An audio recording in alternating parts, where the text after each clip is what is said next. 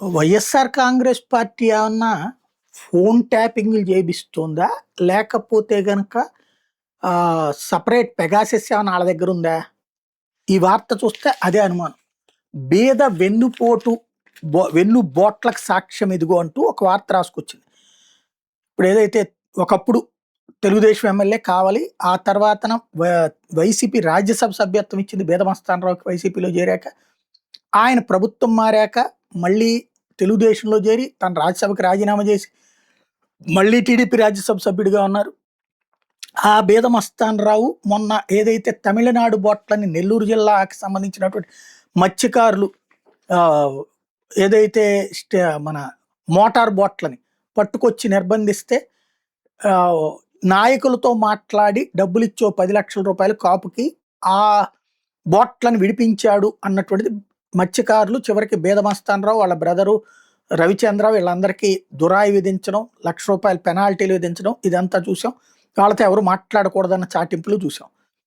అది బీదమస్తానరావే అన్నటువంటి విషయాన్ని చెప్పడం కోసం సాక్షి చేసిన ప్రయత్నం ఇది రేపు పొద్దున క్రిమినల్ కేసుగా వెళ్తుందా చూడాలి. ఎందుకంటే బీద వెన్నుబోట్లకు సాక్ష్యం ఇదిగో జువలదిన్న బోట్ల వివాదంలో టీడీపీ ఎంపీ బీదమస్తానరావు హస్తం తాజాగా వెలుగులోకి వచ్చిన ఫోన్ కాల్ రికార్డు డేటా అంటూ ఒక స్టోరీ రాసుకొచ్చారు. ఈ ఫోన్ కాల్లో వీళ్ళు రాసుకొచ్చింది ఏంటంటే ఎంపీ బీదమస్తాన్ అనుచరుడు బోట్ల వ్యవహారంలో నిందితుడైన కొండూరు పొలిశెట్టి అనే పాతపాలెంకి చెందిన వ్యక్తి తమిళనాడు మత్స్యకారులు తీసుకెళ్లిన బోట్ల యజమాని అశోక్తో ఫోన్లో గత ఏడాది డిసెంబర్ 1 నుంచి ఏడాది మార్చి 16 వరకు దాదాపు 77 సార్లు మాట్లాడారు.